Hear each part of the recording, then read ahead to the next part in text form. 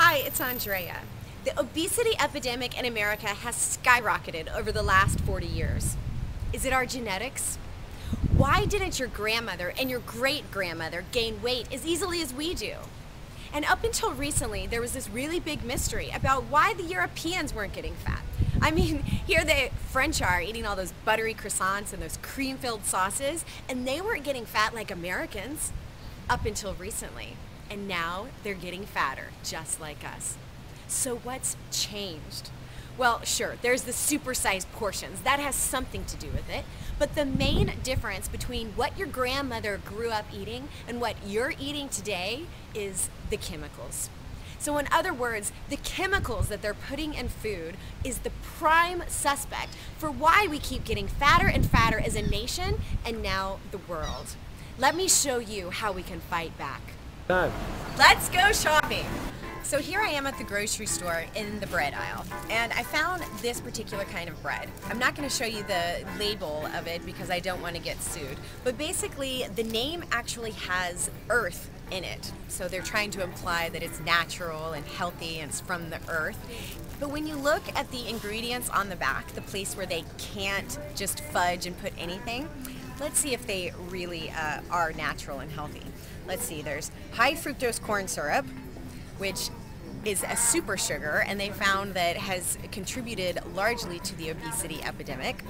There's also mono and diglycerides, a sodium carbonate, calcium propionate, which is a preservative. So this frozen dinner has the name healthy in its label, and it also has a picture of a man running, I guess for like fitness food or something. But when you look closer at the ingredients, it actually says that there's enriched flour, which means a processed food that used to be wheat, and there's also polysorbate 80. Whew, thank God it's not polysorbate 79, right? This one's called Smart. Whew.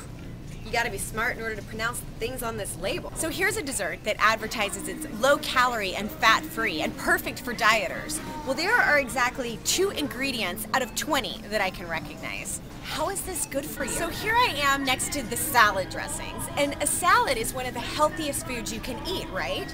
Well, not if you put these on it, because this even says that it's light and low calorie, but it's full of chemicals: propylene glycol, alginate, potassium sorbate, calcium disodium, EDTA. What is that stuff? Sulfate, sodium stearyl lactylate, mono and diglyceride. This is when you're gonna feed your kids, and it has corn syrup and high fructose corn syrup. It's ethoxylated mono and diglycerides, ammonium sulfate.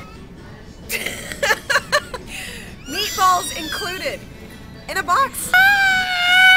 A lot of people drink diet sodas when they're on a diet because they have 0 calories, but these are loaded with chemicals, and they've now discovered that these chemicals they use to sweeten the sodas are obesity-genic, meaning they make you fat.